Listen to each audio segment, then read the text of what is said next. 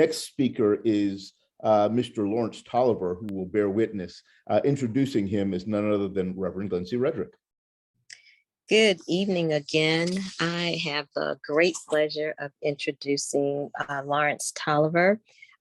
He is the former vice president of the Chamber of Commerce and the former secretary of the Charlotte-Mecklenburg Development Corporation, where he worked on the redevelopment of land currently known as City West Commons Shopping Center and the Wilkinson Park Business Center.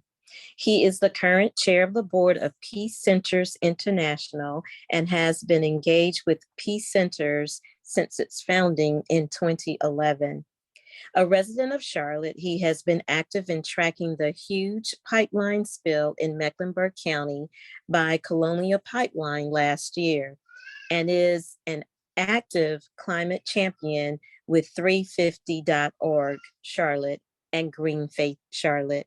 Not only is he doing such great things, but Lawrence Toliver and I go way back to Friendship Missionary Baptist Church, and it is great to see you. I present you Lawrence Toliver. Thank you so much, Reverend Glencie. It's wonderful to be with you in this purpose that we have this evening. And I am honored that I've been asked by Mayor Roberts to participate. I don't have, how can I say it, the eloquence of Ebony, but I do have some direct experiences that I want to share with those who are participating in this program this evening. I grew up in a northern town, a town named Aliquippa, Pennsylvania. Aliquippa, Pennsylvania is a small town that really was a company town. The name of the company that owned Aliquippa is Jones and Laughlin Steel Corporation. Jones and Laughlin entered the Western Pennsylvania area to invest in the building of steel mills. And they found a tract of land that was 5.5 miles long. It bordered the Ohio River. Some of you may know that the Ohio River begins in Pittsburgh and it moves north. And 18 miles up the river is Aliquippa. Aliquippa is a company town, and certainly was a company town in its formation. And that formation took place during World War I. So we're talking about over 100 years ago. Jones and Laughlin formed a land development company, which was responsible for building the town. And what they did is that they laid out a number of plans. So there was plan 1, plan 2, plan 3, that kind of a thing.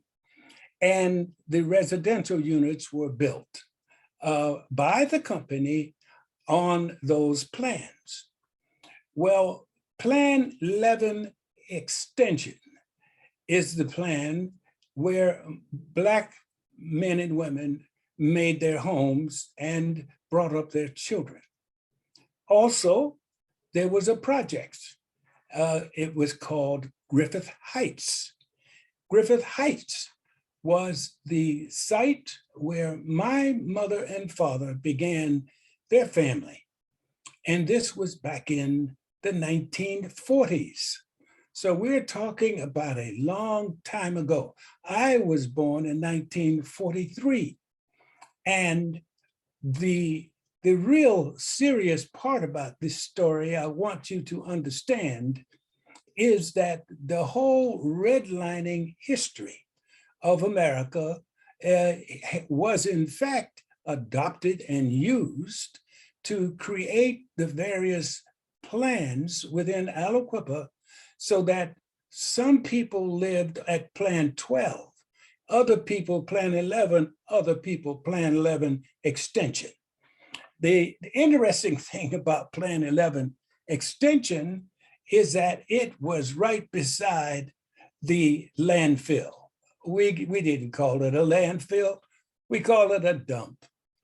And when I say right beside, I do mean that, because the dump trucks had to drive through Plan 11 extension in order to get to the landfill to drop the trash.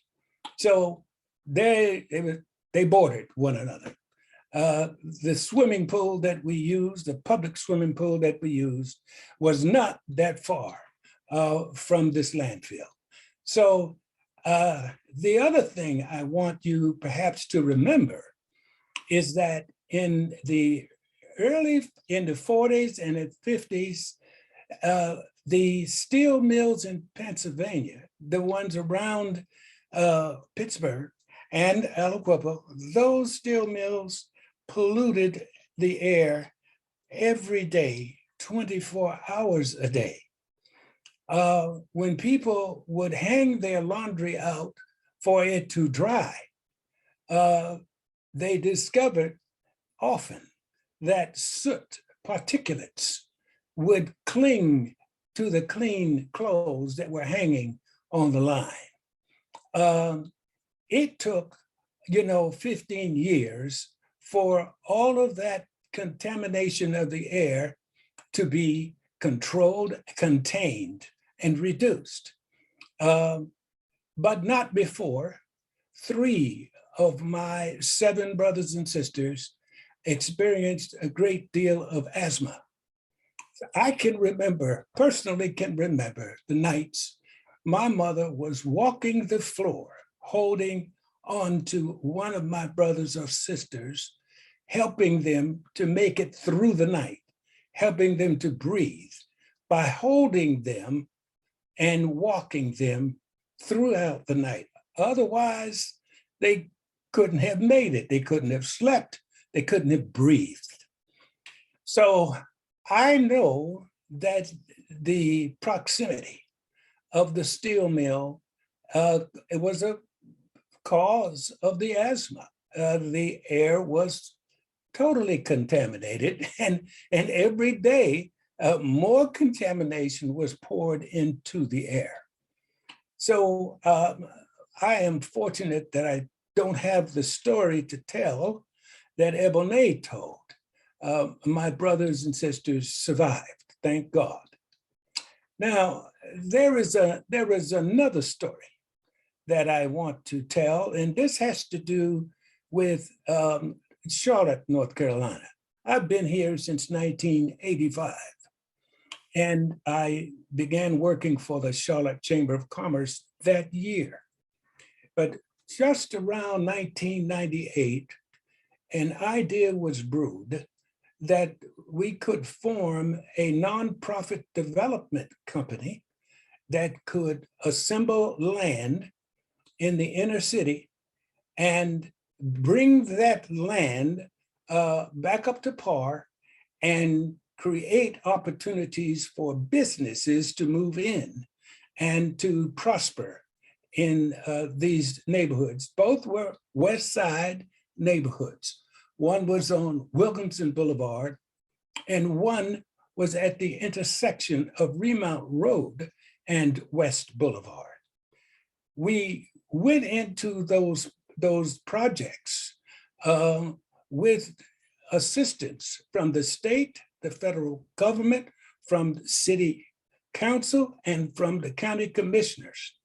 And they all poured in what ended up being over $7 million for the purposes of assembling the land and creating an opportunity for businesses to invest in those inner city areas.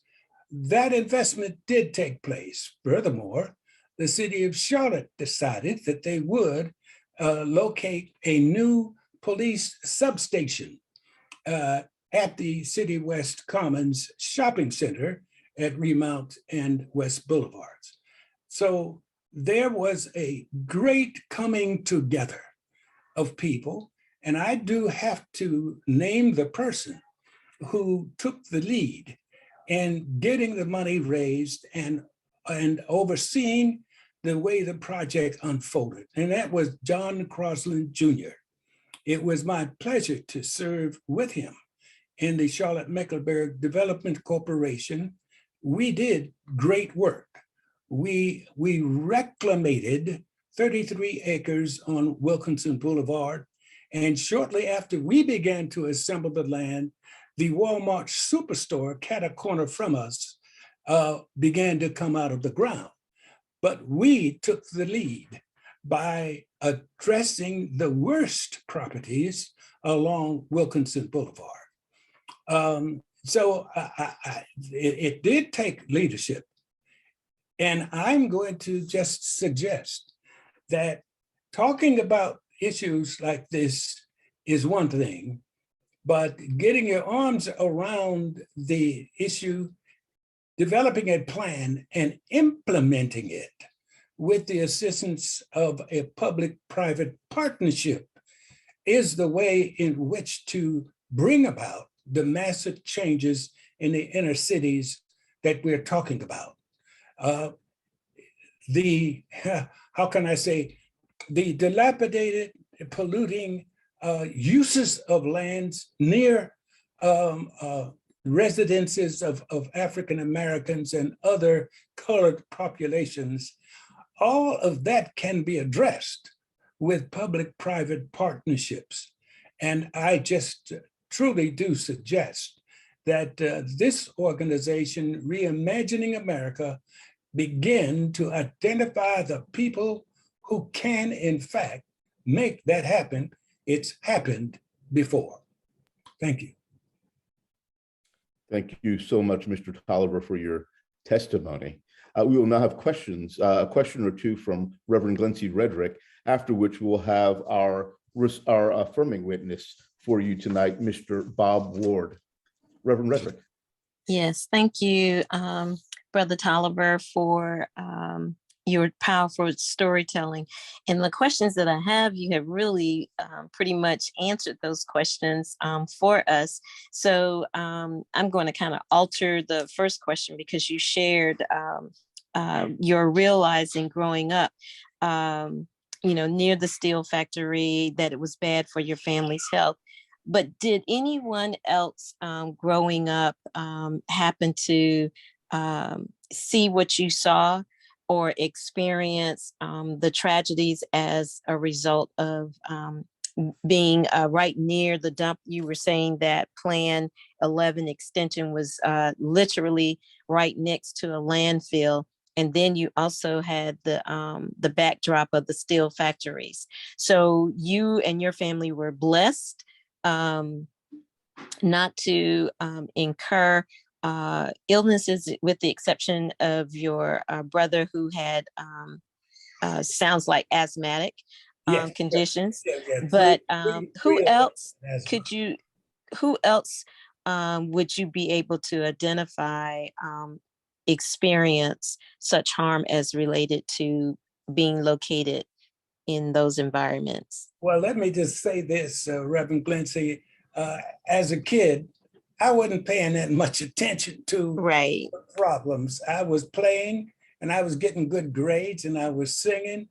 I was living the life. I felt very bad for my brothers and sisters who had the asthma, but I wasn't a deep thinker at that time.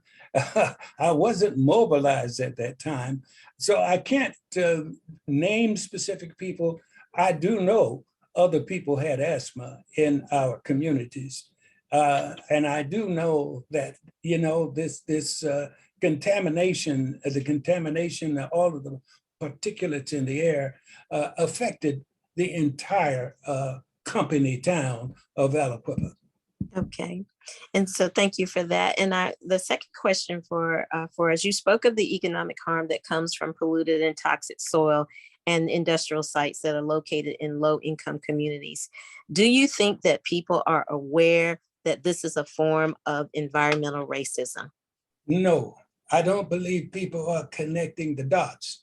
I was happy to hear that Nikisha is busy educating the various markets and communities and neighborhoods and being a strong advocate for them.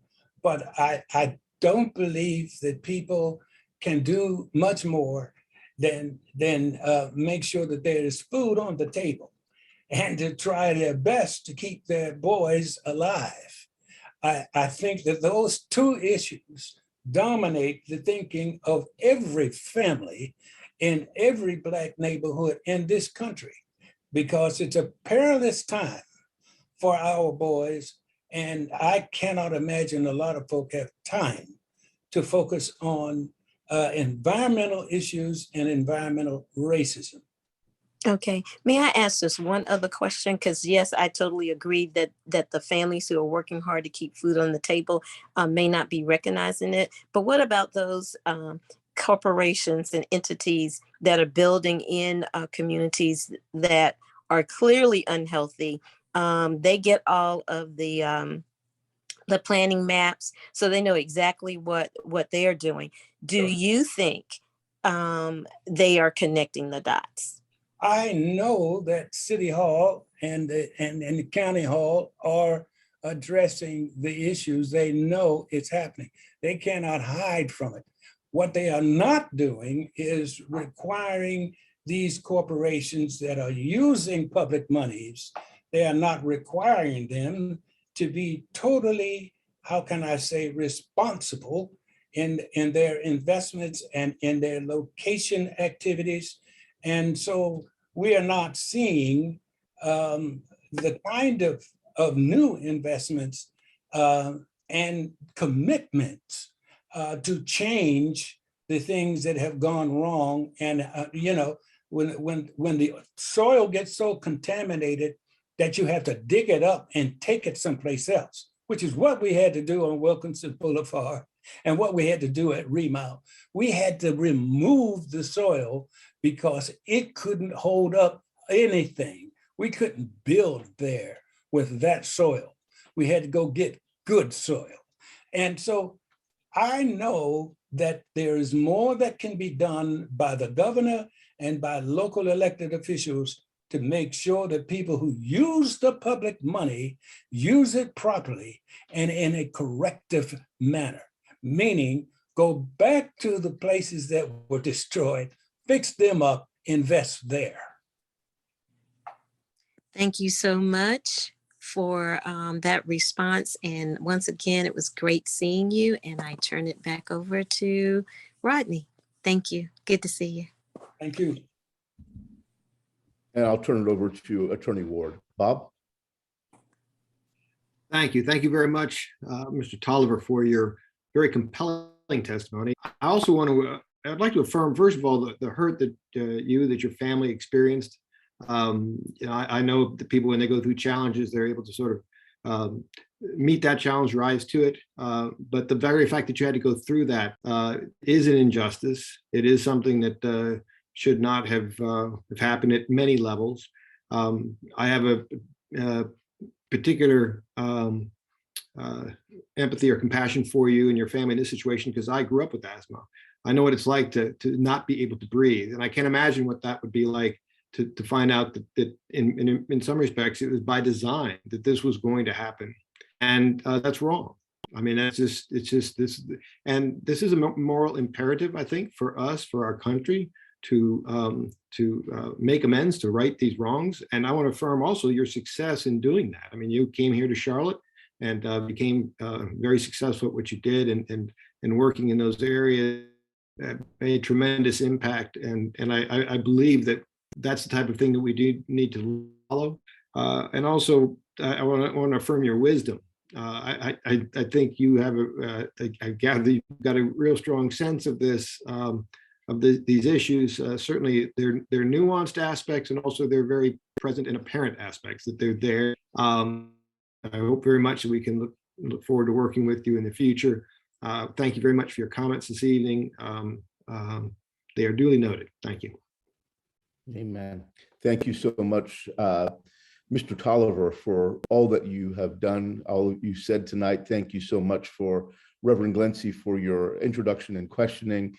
And Bob Ward, I thank you so much for your affirmation. And I just have to lament the fact that you've got a much longer white beard than I do now. Thank you so much.